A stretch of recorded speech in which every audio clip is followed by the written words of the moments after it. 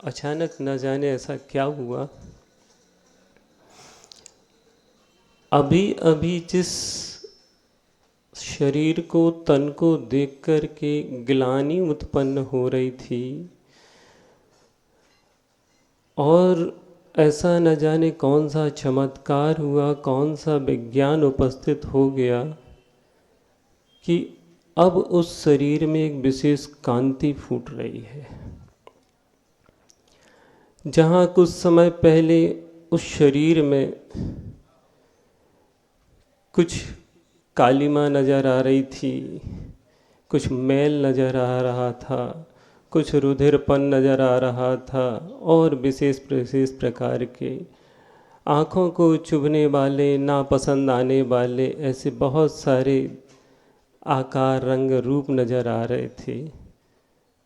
देखते ही देखते उस काया में एक अभूतपूर्व परिवर्तन हुआ और वह कंचन सी चमकने लगी। क्या लगता है,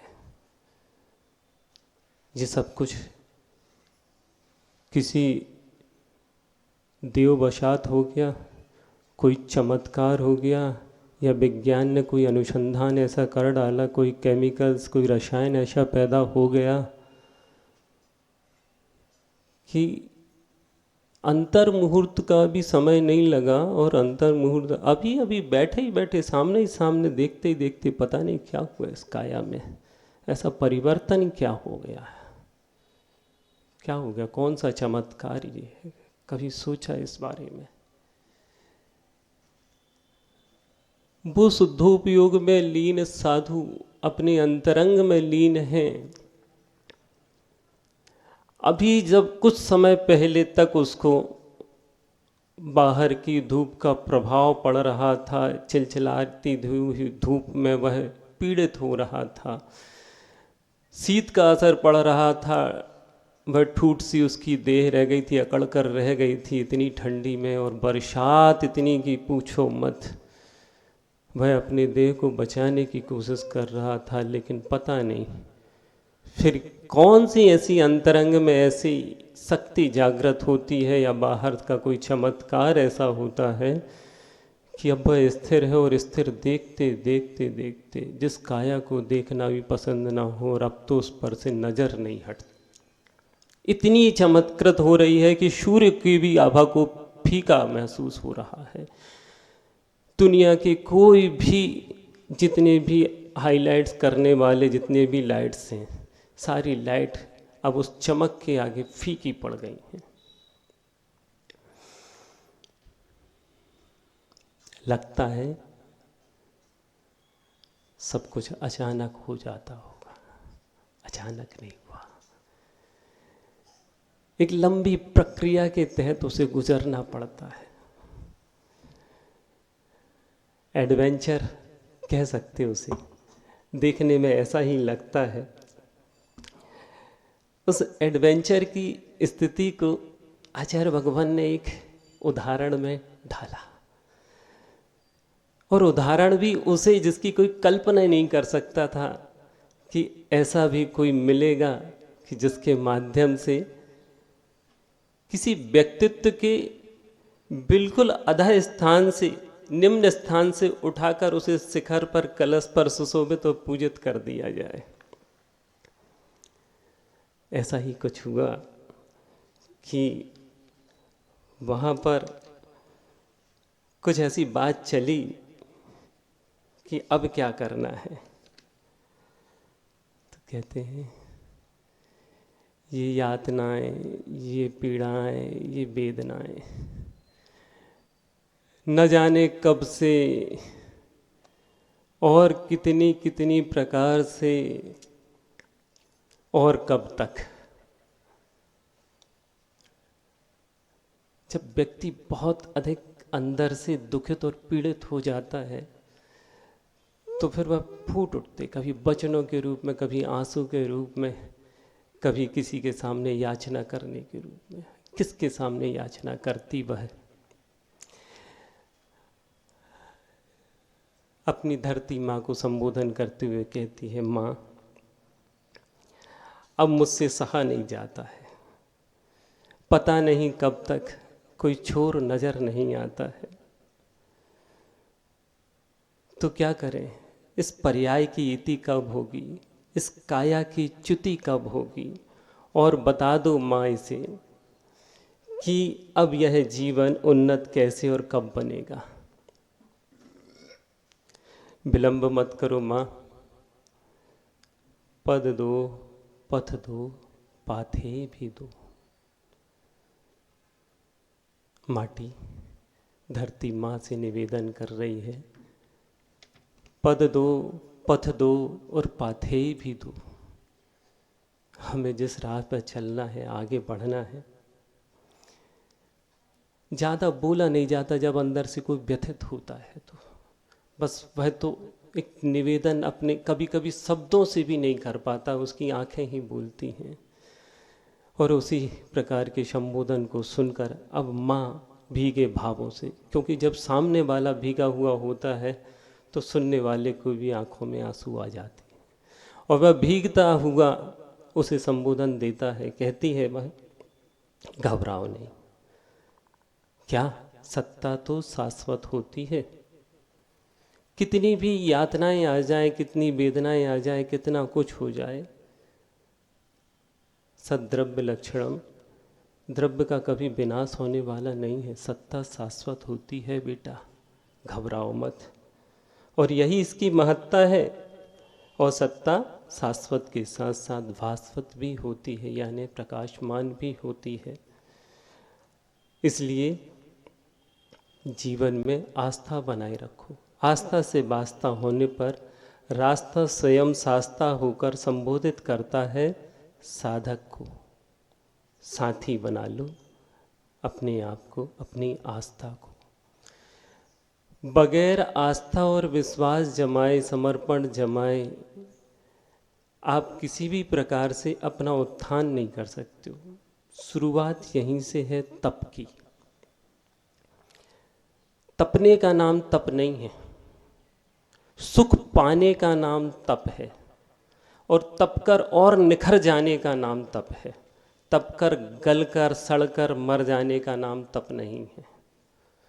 और ऐसी ही दशा में जब माँ का संबोधन मिला तो वह कहती है, माँ अब और हमें आगे क्या करना होगा?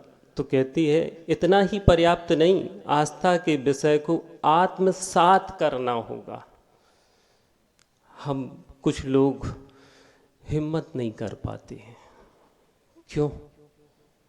अपनी शक्ति को पहचान नहीं पाते हैं, और शक्ति को पहचानने के योग्य उसकी व्यक्ति अभिव्यक्ति कर पाने में जो प्रयोग होता है उससे घबराते हैं। घबराओ नहीं, यही तन था जिसे देख करके आप घबराते थे, और यही तन है आज अंतर मुहूर्त के उपरांत कि इसमें आप अनंत शक्ति के दर्शन करते हो। कितनी भी घोर प्रलय पीड़ाएं बाधाएं आ जाएं, घबराता नहीं, मेरू के समान अचल बैठा हुआ है वही शरीर है। दोनों औदारिक तन है, अभी औदारिक तन छूटा नहीं है। कहने के लिए आपके पास भी औदारिक तन है, और कहने के लिए उस 13वें गुण स्थान पर पहुंचने वाले उस साधक के पास भी औदारिक तन है, छूटा नहीं है। लेकिन क्या स्थिरता है उस औदारिक तन में? और एक बेचारा यह वेतन पा कर के भी वेतन है, अचेतन टाइप का पड़ा हुआ है। लेकिन आचार्य भगवान कहते हैं उससे कि साधना के सांचे में स्वयं को ढालना होगा, आत्मसात करना होगा आस्था को, और साधना के सांचे में ढालना होगा। तब कहीं जाकर तप की सार्थकता नजर आएगी। और तप ऐसा कैसा कि असली, इसलिए सुनो, आयास से डरना नहीं और आलस्य कभी करना नहीं।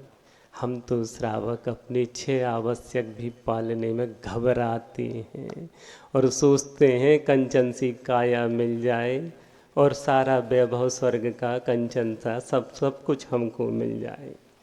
कहाँ मिल जाएगा? मानते हैं कि दूध से दही, दही से नवनीत, नवनीत से घी, ये सारी की सारी एक प्रक्रिया और जो हमें प्राप्त होनी है सब मिल जाएगी। कुछ लोग बहानाबाजी करते हैं, महाराज हमारी शक्ति नहीं है। हाँ, इन महाराजों के पास बहुत शक्ति है। आप ही का दिया हुआ आप एक टाइम देते हो, एक बार ही, और अल्प ही मुनिराज उनोदर अनशन आदि तप करते हैं और महाराज से कहते महाराज आप तो पैदल भी चल लोगे, धूप में भी चल लोगे और किस लॉन्च आदि भी कर लोगे, हम में कहाँ इतनी ताकत। आश्चर्य लगता है कोई करोड़पति व्यक्ति ये कहे हमारे पास कहाँ पैसा है महाराज, सब कुछ तो आपके पास है। हाँ बिल्कुल, इन महाराजों के पास सब कुछ है, हकीकत में सब कुछ है, क्योंकि आप तो ऐसी मोह और मिथ्यात्व का आंखों के सामने पर्दा डाले बैठे हो कि आप तो, और सही बात है, कह रहे हो कि मेरे पास नहीं है, फिर भी उसे रखे हुए हो। झूठ है, मिथ्यात्व है, मोह है, क्या है पता नहीं है, लेकिन इसके बावजूद भी आचार्य भगवान फिर भी आपके ऊपर दया करते हुए कहते हैं चिंता मत करो, मीठे दूध दही के मंथन से ही घी नहीं मिलता, खट्टे भेद से भी अगर खट्टे दही का भी मंथन कर लिया जाए, यानी आपके पास जो भी शरीर है, आप कहते हैं ना तपस्या नहीं कर पाएंगे, करो तो सही, जितनी हो सकती है उतनी करो, करो तो यथाशक्ति की बात आई है, करो। खट्टे दही से भी नवनीत का लाभ अवश्य होता है और इसी से फलित होता है संघर्षमय जीवन का उपसंहार हर समय होता है। माँ माटी को समझा रही है और आचार्य भगवान हम जैसी माटी को समझा रहे हैं, बेटा सुनो, संघर्ष करो, संघर्ष के बिना हर्ष जीवन में नहीं आने वाला है। और इन सब बातों को समझाते हुए फिर क्या करते हैं, बैठ गए अपने हाथों को जोड़कर आचार्य भगवान के चरणों के आगे, और जो कहा सो स्वीकार किया। उन्होंने पूछा था शीत उष्ण की बाधा स्वीकार कर लोगे, सहन कर लोगे? हाँ, जहाँ आस्था से वास्ता हो जाता है वहाँ पर मुख से हाँ ही निकलता है, और फिर अनायास इस शरीर में, इस आत्मा में वो शक्ति अपने आप तैयार हो जाती है कि वह बड़े से बड़े उपसर्ग परिसरों को सहन कर तप के मार्ग में आगे निकल जाता है। ऐसी ही आस्था आपकी अगर जुड़ जाए तो कोई बड़ी भारी बात नहीं, यहाँ जिंतूर से भी पवित्र रत्नत्रयधारी औदारिक तन वाले देखने को मिल सकते हैं। पहले आस्था से शुरुआत तो करो। अब इस पवित्र ग्रंथ में आचार्य भगवान उस तप की शुरुआत कैसे कैसे होती है, और जहाँ अब आस्था और रास्ता और समर्पण और श्रद्धा सब कुछ व्यवस्थित हो चुका है, अब वह जीव जब अपने आप को सामने वाले के लिए सौंप देता है कि हाँ मैं तैयार हूँ, आप अपना ट्रीटमेंट करो, मुझे अब घबराहट नहीं होगी किसी प्रकार की शल्य क्रिया से, आपको जो शल्य क्रिया करना है कर लो।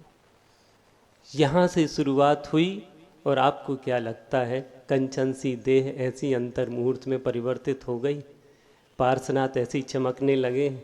नहीं। उनसे पूछो वो 10 दिन की 7 दिन की बाधाएं कितने सारे उसने ओले सोले पत्थर पानी, लेकिन सहन करते रहे सहन। अरे अरे यह क्या, कौन सा कर्तव्य है, किससे निर्दिष्ट है, किस मंतव्य से किया जा रहा है? सामने ही सामने माटी के माथे पर मार पड़ रही है, क्रूर कठोर कुदाली से खोदी जा रही है माटी। सोचो, दीक्षा लेने की निवेदन ही मात्र किया था और आचार्य भगवान कहते हैं हाँ केस लॉन्च के लिए तैयार हो जाओ। क्या लगता था कि अभी एक बाल भी कभी जीवन में उखाड़ा नहीं है? हाँ, दूसरों के जरूर उखाड़ लिए होंगे पहलवानी में, लेकिन अपने खुद के बाल कभी उखाड़े नहीं थे। अब भी तो निवेदन किया था और आचार्य भगवान कहने लगे हाँ हाँ केस लॉन्च के लिए तैयार हो जाओ। मार पड़ रही है क्रूर कठोर कुदाली की माटी के माथे पर, और माटी की मृदुता में खोई जा रही है कुदाली क्या माटी की दया ने कुदाली की अदया बुलाई है? क्या आचार्य भगवान को लगता नहीं था ये अभी अभी बच्चे आए हैं, ये सहन कर पाएंगे, ये निकाल पाएंगे? लेकिन कहाँ आचार्य श्री क्या दया से रहित हो गए उस समय। चक्कर भी आ जाते हैं, खून भी आ जाता है, और पीड़ा तो जो होती है वो मुंह से आह तक भी निकलती है, जब सौम्य सागर जी निकाल रहे थे। हाँ हाँ, नज़र आ रहा था हम लोगों को महाराज जी ने। हालांकि महाराज जी ने बहुत ही शिद्दत के साथ, बहुत ही आहिस्ता, पोलाइटली तरीके से सहलाते हुए केस लॉन्च किए थे, लेकिन फिर भी ये एक प्रक्रिया ही ऐसी है कि दर्द तो होता ही है, और शुरुआत अनुभवहीनता हो तब। घनिष्ठ मित्रता है, यदि नहीं हो तो माटी के मुख से रुदन की आवाज़ क्यों नहीं आती। जानते हो परम पूज्य सौम्य सागर जी मुनिराज रहे हों और संघ के सारे मुनिराज हों, महाराज जी कहते मेरी आत्मीयता है, और इसी आत्मीयता के जो घनिष्ठ मित्रता की बात आई है ना, अब माटी ने कुदाली के साथ अथवा उन उपसर्ग परिशहों के साथ मित्रता स्थापित कर ली है। तब वहाँ पर आनंद देते हैं, सुख देते हैं, जहाँ सौवस होकर उसे सहन किया जाता है। स्वयं व्रत नियम संयम स्वीकार किए जाते हैं। परबस में स्वीकार करने वाले को तो कष्ट ही होता है, भूख सताती है, प्यास सताती है, अन्य प्रकार के उपसर्ग परिसर सताते हैं, लेकिन सौवस वाले को वहाँ पर आनंद ही आता है। जब वह पूरा कर लेता है उसके बाद पूछो पारणा में कितना आनंद आता है। आता है? हाँ, क्योंकि हमारा उपवास पूरा हो गया। ऐसे ही महाराज जियों के साथ जब हमारी आत्मीयता जुड़ गई थी, तो फिर महाराज जी कुछ भी करें उस शरीर के साथ अच्छा ही लग रहा था। समर्पण यही है। और अब आगे वह भोली माटी कुछ ना बोली, और धीरे धीरे अपने आप को समर्पित कर दिया उसने कि अब जो कुछ करना है तुम कर लो और इकट्ठा कर लो। माटी की प्रक्रिया पूरी हुई, खोद कर खेत में से लेकर आ गए, घर परिवार आदि छूट गया और उपाश्रम में आ गए। अब कहते हैं कि बदलाव, अब इस माटी में से क्या प्रक्रिया और आगे की होगी। तो आचार्य भगवान महाव्रतों और आदि आदि समितियों के पालन के माध्यम से उसको पृथक पृथक सबसे पहले 5 महाव्रतों को देते हैं और कहते हैं अब 5 पापों को छोड़ो और 5 महाव्रतों को ग्रहण करो। तो 5 पाप रूपी जो कंकड़ पत्थर माटी में थे वो सब अलग निकाल दिए, बाहर के राग द्वेष जो घर के थे वातावरण वो सब अलग कर दिए, माटी को चाला व्यवस्थित किया, कंकड़ों को अलग कर दिया। और अब माटी की मुद्रा में अब क्या है, अब उसे फुलाना है। अब यहाँ से उसकी और परीक्षा लेना चालू हो गई।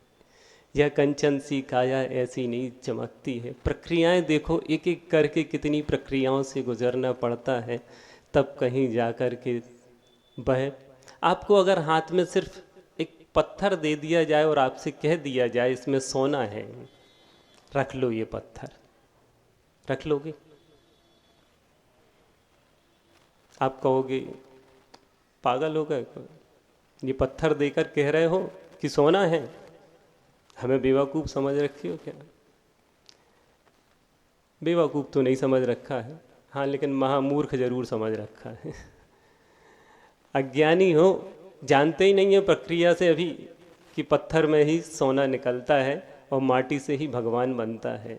अभी प्रक्रिया आती कहाँ। ये तो जोहरी को पता है कि कैसे इस माटी को हमें भगवान बनाना है और कैसे इस पत्थर से सोना निकालना है, लेकिन सोना और माटी दोनों को तपना होता है।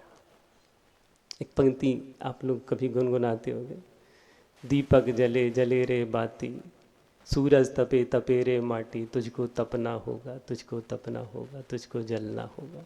बिना जले बिना तपे कहाँ कोई चमकता। अब माटी के जलने और तपने की प्रक्रिया चालू होती है, लेकिन उसके पहले उसे मुलायम किया जाता है, पानी डाला जा रहा है उस पर और उसे फुलाया जा रहा है।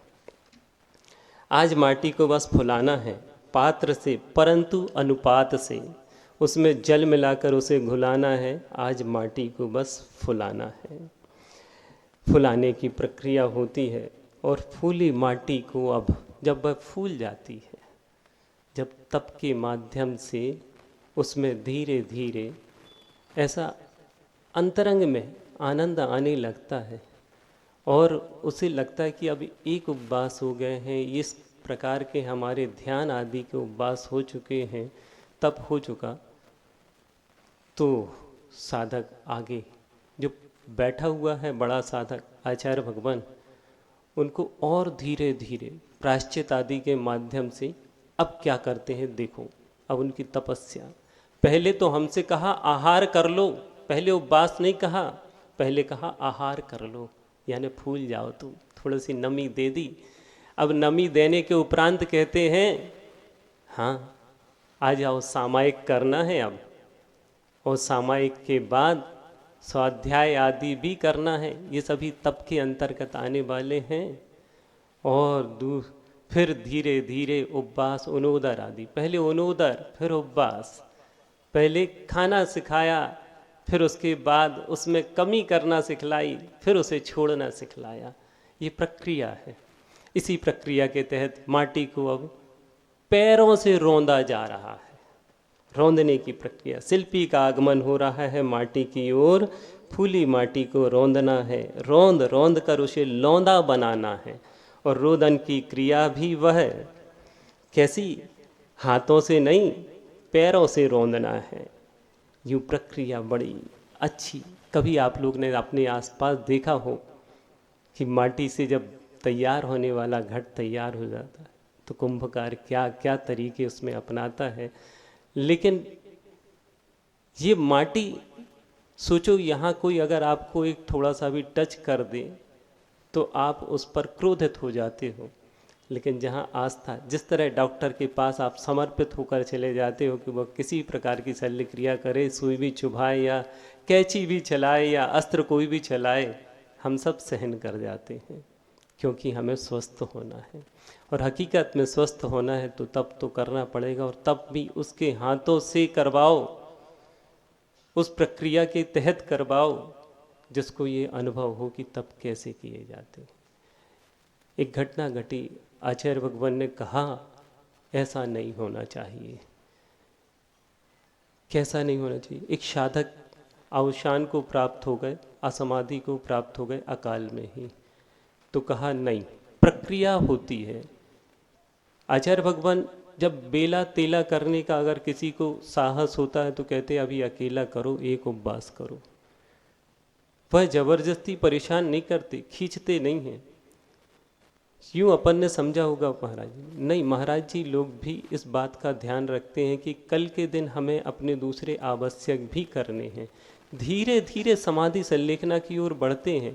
एकदम से यह प्रक्रिया पूरी नहीं की जाती। अगर कर ली जाए तो परिणामों में विकृति आ सकती है, क्रोध आदि या खेद आदि के भाव उत्पन्न हो सकते। इसलिए तप प्रक्रिया के तहत, सोने की भी प्रक्रिया होती है, घी की भी एक प्रक्रिया होती है। आहिस्ता आहिस्ता ही उसे विशेष टेम्परेचर दे करके ही उसको निखारा जाता है। और ऐसे ही माटी की रोदन की क्रिया पूरी हुई और उस लौंदे को तैयार किया गया। अब लौंदे को क्या करते हैं देखो,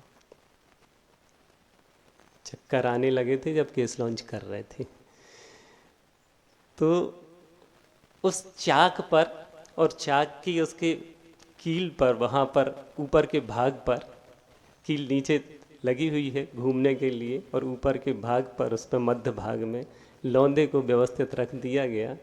और एक बड़ा डंडा ले करके उस चाक को वह घुमाता है, घुमाता है, घुमाता है।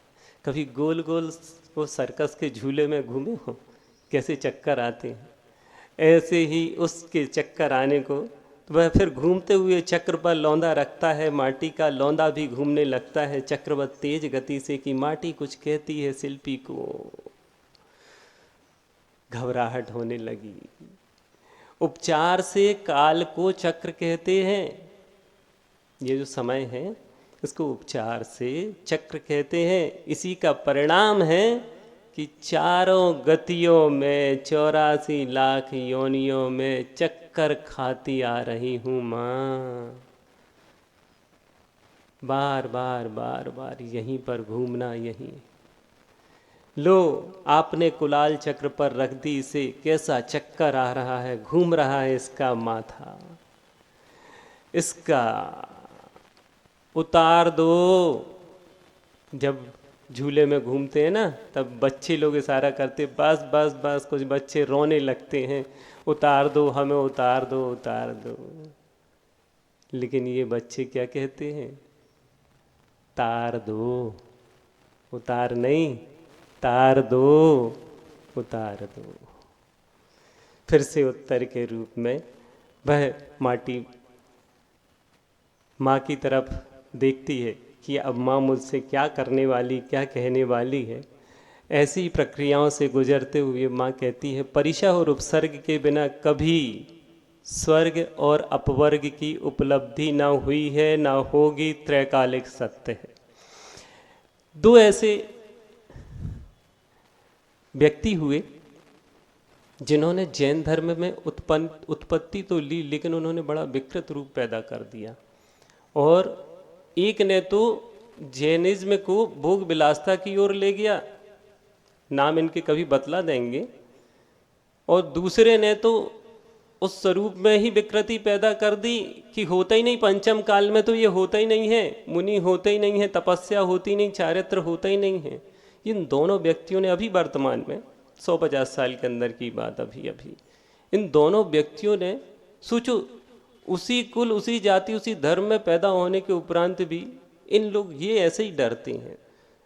और जो लोग भी ये सोचते, किसी भी दर्शन, धर्म, आध्यात्म का व्यक्ति ये सोचता है कि उसे बिना तपे, बिना संघर्ष किए, बिना संयम धारण किए उसे स्वर्ग या अपवर्ग यानी कि मोक्ष मिल जाएगा, किसी भी दर्शन में इसको स्वीकार नहीं किया गया है। जैन दर्शन तो अकाट्य है ही, अन्य दर्शन भी कहते हैं संयम और तप को धारण करो, और वहाँ भी तपस्वी होते हैं, सिर्फ तापस अपने यहाँ नहीं है, वहाँ भी तपस्वी होते हैं, संयम को धारण करने वाले होते हैं। जब इतनी सब प्रक्रिया चल रही है तो साधना की यात्रा में कहते हैं भेद से अभेद की ओर, वेद से अभेद की ओर, ऐसी यह यात्रा अविराम चलनी पड़ेगी, तब कहीं जाकर के अब वह कुंभकार जब पूरे मने भावों और समर्पण के साथ, इसका भी समर्पण है और माटी का भी समर्पण है, आचार्य और शिष्य दोनों के बीच में जब ये बन जाती है प्रक्रिया, तब आचार्य भगवान उसको एक विशेष आकार प्रदान करते हैं, और एक ऐसा आकार कि अब उसमें कुछ ऐसी योग्यता आ जाए जिसके कारण इसमें कुछ धारण करने की और धारण के बाद वितरण करने की क्षमता आ जाए। तो घट का आकार देते हैं, जल धारण कर सके और इस जल का वह वितरण कर सके, ना कि जल धारण करके बैठ जाए।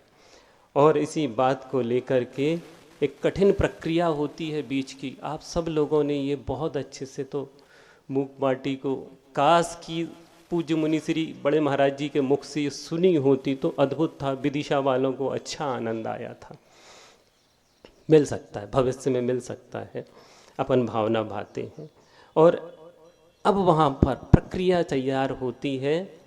मैं बहुत संक्षेप में इस तप की प्रक्रिया को बतला रहा हूँ। कितने कितने प्रकार के तप, आपने तो 12 प्रकार के तप अभी हमारे और बड़े महाराज जी के मुख से सुने ही होंगे, लेकिन ये माटी के माध्यम से तपना,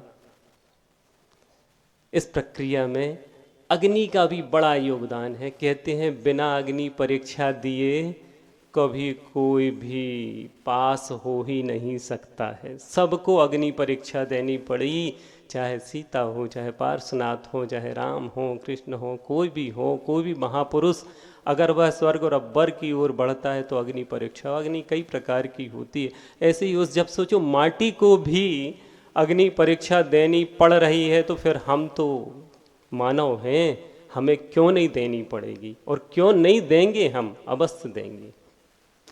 इतनी ही प्रक्रियाओं के साथ अग्नि परीक्षा के लिए तैयार हो जाती है।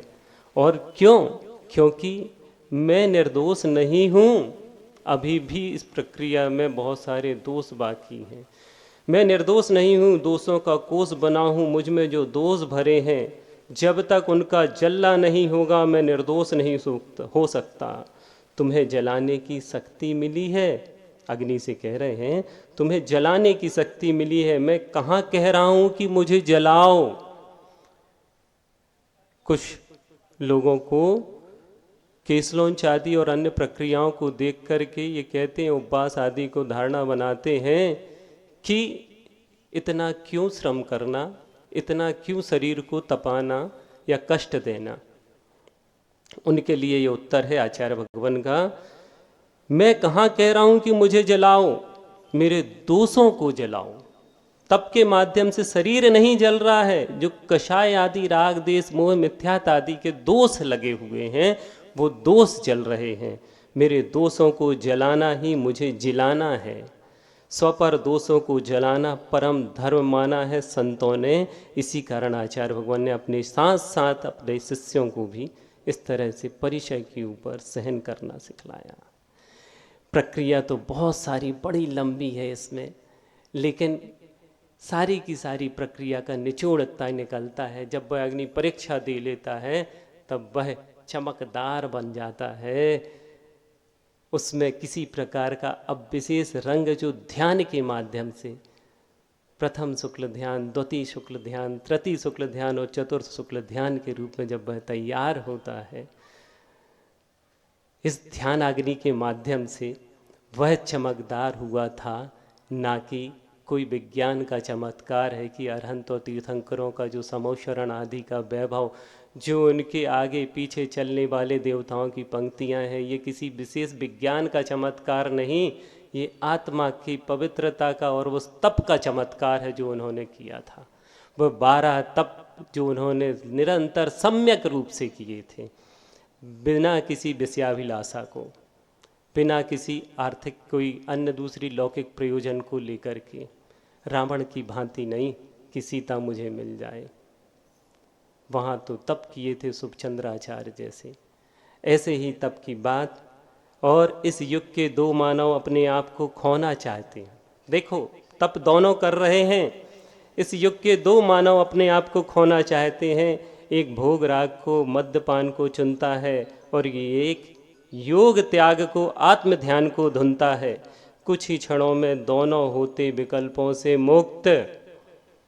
करने वाले दोनों देखो, जिनकी कर्म क्षयार्थम तप्यते इति तपः, जो कर्म क्षय के लिए तप करता है वही वास्तविक तप है। तो कहते दोनों विकल्पों से मुक्त हो गए। फिर क्या कहना, एक 100 के समान पड़ा है और एक शिव के समान ऊपर उठा है, खरा उतरा है।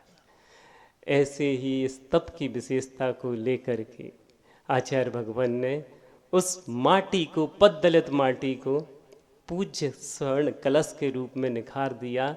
और उसका उत्थान और उद्धार कैसे कैसे हुआ, ये सारी प्रक्रिया तप के माध्यम से, जिस तरह से मनुष्य का यह माटी का तन यह 100 के समान शिव को प्राप्त हो जाता है तप और संयम के माध्यम से, ऐसे ही हमारे जीवन में भी ऐसे क्षण आए, ऐसे आचार्य भगवान मिले। इन्हीं भावनाओं के साथ परम पूज्य बड़े मुनिराज के चरणों में नमोस्तु निवेदित करते हुए